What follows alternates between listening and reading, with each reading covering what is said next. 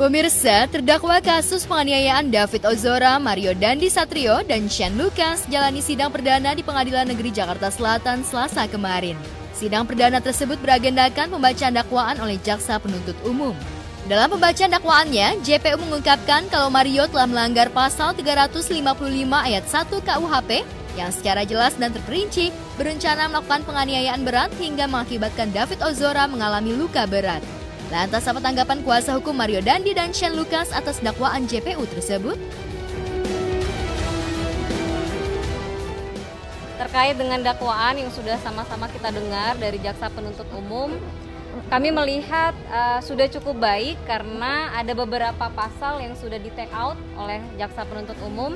Pasal-pasal penganiayaan ringan sudah tidak ada, 351 sudah tidak ada, penganiayaan berat tanpa rencana juga sudah tidak ada. Namun yang kami lihat kenapa Undang-Undang Perlindungan Anak ini masih tidak di take out ya. Sementara pada saat persidangan anak yang lalu sudah terbukti si anak yang hanya turut serta ini sudah dinyatakan terbukti secara sempurna di pasal 355 ayat 1 dengan penyertaan. Sedikit yang kita kritisi ya, ini jaksa kan sebenarnya beberapa dari JPU adalah yang mendampingi pada saat persidangan anak. Nah, sehingga kemarin besar harapan kami di berkas di pelaku utama atau Mario Dandi dan Shane Lucas ini ada hal-hal yang lebih lengkap ya, mengikuti dari hasil persidangan. Tetapi sepertinya masih sama, ada beberapa hal yang tadi disampaikan oleh klien kami belum disampaikan, sementara ini adalah krusial. Tadi kami tidak melakukan eksepsi, sudah disampaikan. Sebelum sidang pun kami sudah menyampaikan bahwa kami tidak akan melakukan eksepsi. Salah satunya adalah karena memang surat dakwaan yang sudah kita dengar bersama itu sudah sangat detail, ya, sudah sangat jelas. Jadi saya rasa juga sudah tidak ada alasan untuk dipermasalahkan secara formalitas. Dan yang perlu saya tekankan di sini, bagaimana surat dakwaan itu bisa menjadi sangat detail, ya, karena hasil dari pemeriksaan dari pihak kepolisian, ya, dan sifat kooperatif dari Mario Dandi juga. Kita dengar sama-sama tadi ya, semua perkataannya sudah tertuang di dalam berita acara.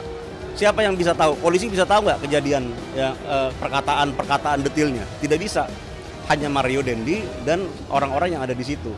Dan bisa kita lihat bersama, saya ulangi lagi, bahwa surat dakwaan itu sudah sangat detail, sangat baik, tercakup semuanya, sehingga membuat jelas perkara. Jadi sama sekali Mario itu sejak awal itu sudah siap untuk mempertanggungjawabkan perbuatannya. Banyak hal, fakta-fakta yang tadi tidak disampaikan dalam dakwaan itu.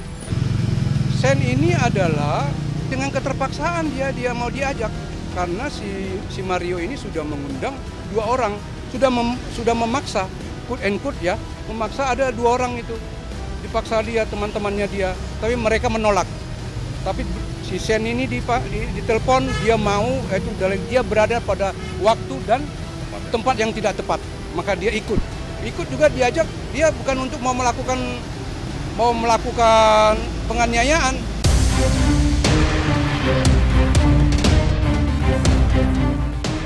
Mario Dandi terjerat dengan pasal penganiayaan berat berencana serta pasal perlindungan anak dengan ancaman hukuman 12 tahun penjara.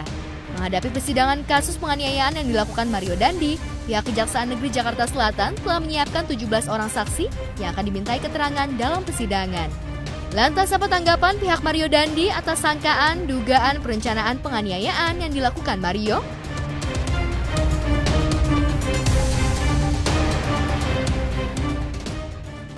Apakah ada perencanaan untuk penganiayaan tersebut? Nanti akan terungkap ya di persidangan. Penegasannya ini benar sebuah perencanaan. Ya. Itu yang nanti akan kami buktikan di pengadilan, jaksa buktikan ini perencanaan atau enggak ya. Cuman pada intinya kami menyatakan bahwa yang terjadi itu sudah disampaikan secara detail ya. Tinggal nanti hakim lah yang akan memutuskan ini perencanaan atau enggak. Kalau proses perencanaan dari si Mario ya saya nggak tahu ya. Tapi dalam dakwaan yang kita baca tadi bahwa yang sudah memulai itu tadi soal tadi pengambilan kartu, soal dia menjemput dari awal itu adalah jelas tadi yang didakwakan adalah si Mario. Lebih detail nanti kita sampaikan lagi, tapi contohnya adalah terkait pada saat MDS ini menghubungi anak korban pada tanggal 30, itu tentu bukanlah komunikasi baik. tetapi ada mengancam nembak, itu sudah sampai 2-3 kali.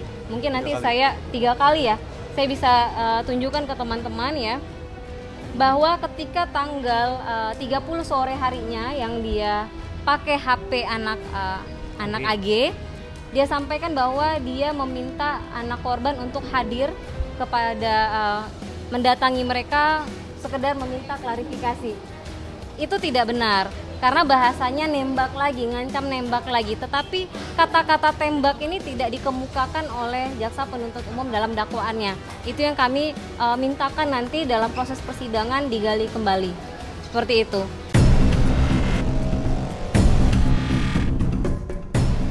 Selain mendengar pembacaan dakwaan oleh JPU, dalam kesempatan tersebut, kuasa hukum Shane Lucas juga mengajukan permohonan ke majelis hakim untuk memisahkan sel tahanan Shane dengan Mario Dandi. Benarkah ada tekanan dan ancaman yang dialami Shane Lucas selama berada satu sel dengan Mario Dandi? Ini kan Shane ini kan belum divonis. Mestinya dia di Rutan Cipinang. Rutan ini masih tetap dalam keadaan proses persidangan. Ini belum selesai proses persidangan, dia sudah dipindah. Tapi itu tadi seperti yang kami katakan, mungkin patut diduga ada hal-hal yang kita sudah ketahui lah tentang si Mario gitu ya. Saya nggak mau menjas dia yang ada kejadian itu. Gitu. Itu patut menduga itu akibat itulah. Ya maka klien kami juga ikut dipindah. Dan sekarang juga masih bersatu, satu tempat. Maka itu kami minta supaya dipindah lah selnya, supaya dia jangan infiltrasi ya, dan intimidasi. Ya, untuk di lapas itu kita belum lihat ya, hanya kuasa hukumnya yang datang, baru beberapa kali kunjungan untuk Shane, dan untuk perkembangan ini ya sebaiknya harus dipisahkan lah. Menurut saya sebagai orang tua jangan disatukan.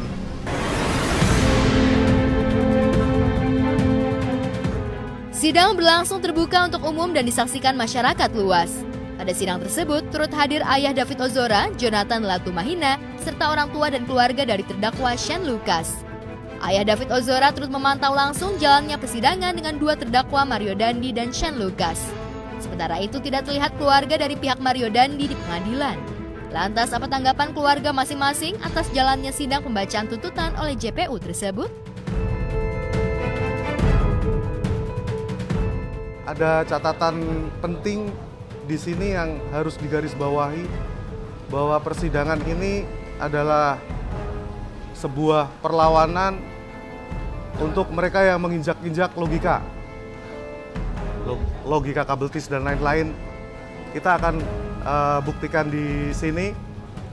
Kalau untuk dakwaan, kita ada catatan yang sangat krusial yang harus diketahui oleh masyarakat, nanti detailnya sama Melisa. Karena menurut kami yang tidak tersampaikan adalah hal yang sangat penting sehingga sampai terjadi penganiayaan dengan pemberatan. Ya itu kuasa hukum saya lah yang paham. Ya saya mohon kita semua doakan aja yang terbaik untuk Shane. Ya, yang kita harapkan saksi-saksinya pun menyatakan yang sebenar-benarnya.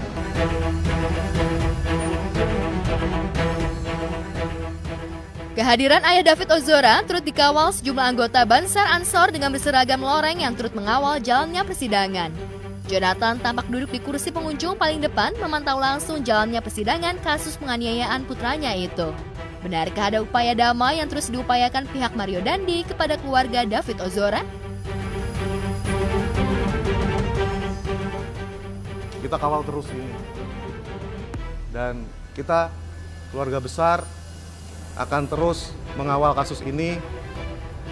Dari paman-paman saya di AMKI, Maluku Satu Darah, Ansor, Banser, dan semua akan terus mengawal kasus ini. Di awal-awal kejadian sempat ada beberapa pihak, kita sudah pernah sampaikan ya, untuk menawarkan bantuan, tetapi dalam artian kesan yang kita tangkap damai, sehingga kami menutup ruang itu. Kita akan mintakan nanti di dalam persidangan melalui restitusi. Itu lebih jauh nanti. LPSK sudah menyerahkan juga berkasnya kepada pengadilan jaksa penuntut umum.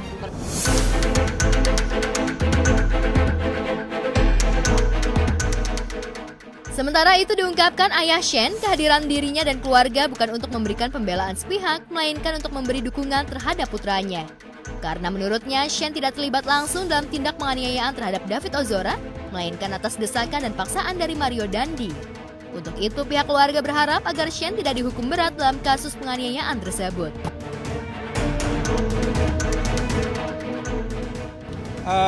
Menurut saya di TKP pun itu kan dilakukan karena di awal si Sen ini kita tanya ya bahwa di luar dugaannya Mario Dandi itu melakukan itu, tidak tahu. Jadi waktu pun kalau ada berita-berita tidak melerai, dia shock melihat kejadian pertama itu, dan akhirnya dia kan menghalau yang berbicara, Den berhenti Den, stop polisi Den. Bersyukur puji Tuhan di luar pengetahuan saya ada hal-hal seperti ini. Papan bunga, ibu-ibu pakai kaos, saya terharu.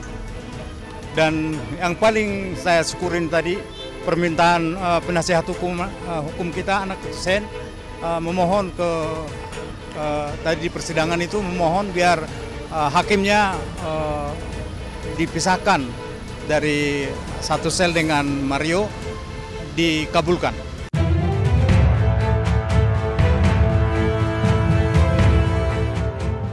Sementara itu, terkait kondisi kesehatan David Ozora saat ini, diungkapkan ayah David kalau kondisi putranya belum sembuh benar dari cedera otak akibat penganiayaan yang dilakukan Mario.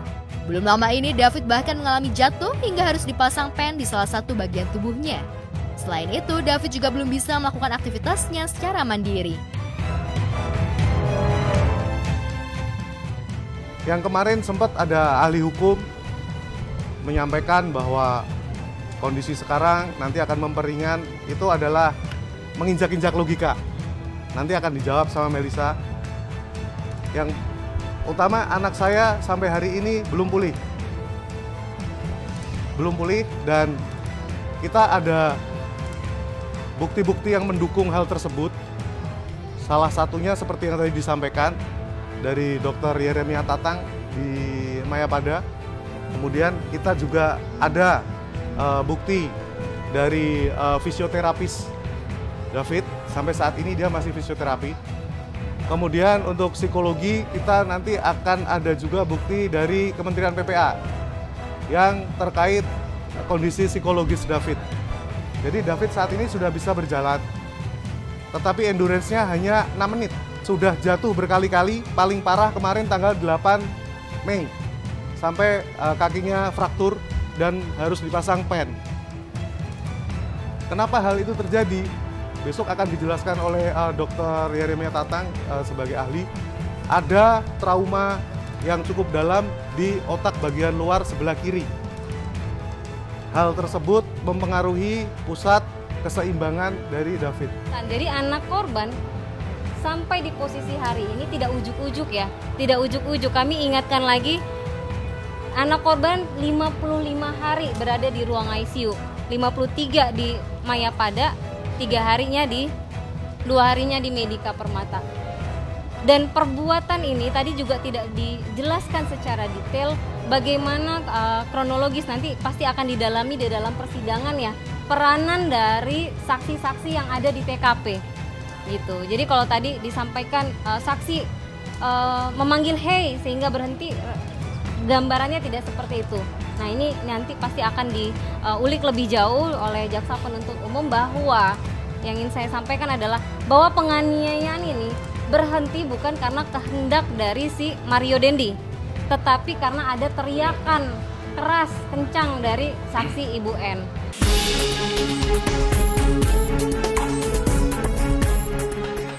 Sebelumnya, Mario Dandi dan Shane Lucas tiba di lokasi sidang sekitar pukul 10:20 waktu Indonesia Barat dengan pengawalan ketat petugas kepolisian dan pengadilan. Kedua terdakwa itu dibawa langsung dari Lapas Salemba, Jakarta Pusat. Sidang akan kembali digelar pada 12 dan 15 Juni mendatang dengan agenda mendengarkan keterangan saksi dari pihak Mario Dandi dan Shane Lucas. Untuk mempercepat, menurut rencana, proses persidangan akan digelar 1 minggu 2 kali.